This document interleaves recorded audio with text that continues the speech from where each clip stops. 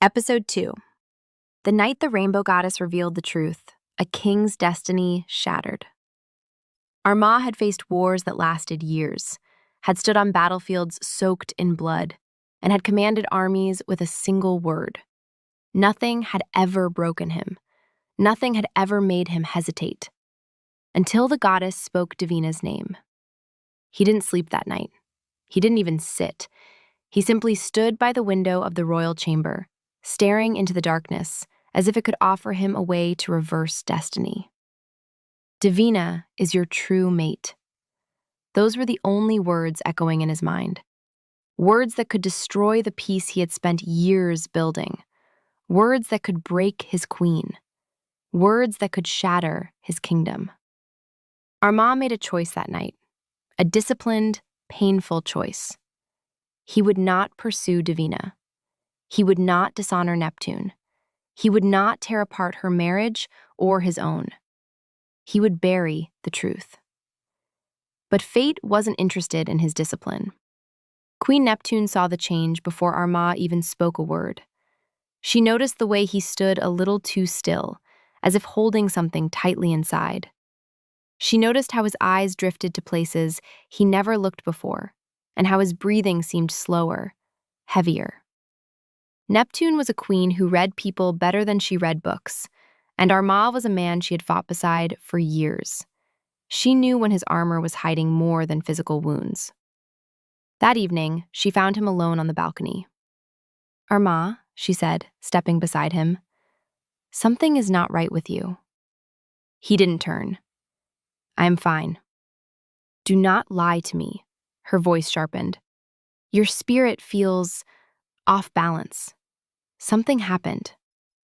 Armah closed his eyes briefly. He could not tell her. Not yet.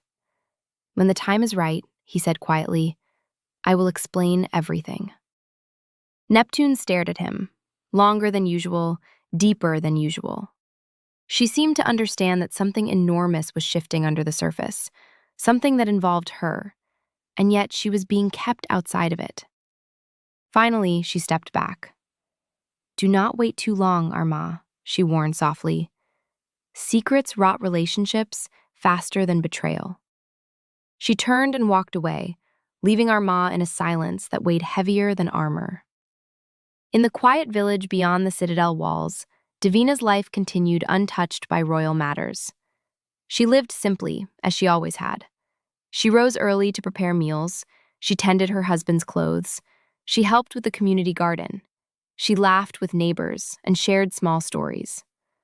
But inside, she carried a strange heaviness, a feeling that something she didn't understand was getting closer, a feeling that her heart remembered a life her mind couldn't recall. During the festival preparations, the village was alive. Music, voices, colors everywhere.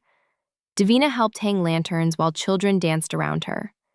Then everything fell silent. Armah's royal procession entered the square. People bowed immediately. Some whispered. Some stepped aside. Davina froze. She kept her head down, but her breath hitched in her chest. She felt the weight of someone's gaze before she looked up. Armah was staring directly at her. "Davina," he said, his voice carried across the square. Her knees almost gave out. "My lord," she whispered. "Walk with me." She hesitated only a second before following him through the village, feeling every villager's eyes on her back.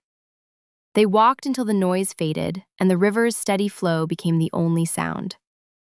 Armah stopped near a willow tree and finally spoke. "When you married," he said slowly, "I told myself it was the right thing. I wanted peace for you, a simple, gentle life." Davina clasped her fingers together. "You have always been kind to me." "No," he corrected gently. "I was kind because I cared. I cared more than I ever admitted, more than I allowed myself to feel." Davina's breath trembled. "My lord, these words are dangerous." "I know," he said. "I have swallowed them for years." Her eyes widened slightly. "Years?" "Years," he repeated. A tear escaped her eye. She quickly wiped it, but Armah moved first. He reached out and brushed it from her cheek. The touch was soft, slow, careful, but it felt like a storm between them. Davina inhaled sharply. She didn't pull away. She couldn't. "You were a king," she whispered, "and I was a servant. We could never have had a life together." "A true one," Armah replied, "if I had been brave enough." He took a step back, forcing himself to regain control. "Davina," he said, "there is something you must know. The goddess came to me last night." She stiffened. "Why? What did she say?" He told her everything. The prophecy, the war coming 1,000 years from now, the bloodline that held the power to stop it. "The power belongs to my true mate," Armah said. Davina shook her head slowly. That cannot be me. I am nobody." "You are not nobody," Armah said firmly. "The goddess spoke your name." Davina felt dizzy. She leaned against the tree for support. "But I am married," she whispered again, almost pleading. "And I honor that," Armah said softly. "I did not come to take you away. I came to warn you, to protect you." The goddess's words were not idle. They walked back in silence. Their hands brushed once, just once, and that alone felt like a confession neither dared voice. Neptune was waiting for Armah when he returned to the citadel. She wasn't calm this time. "You went to the village," she said. "Yes, to see Davina." Armah remained silent.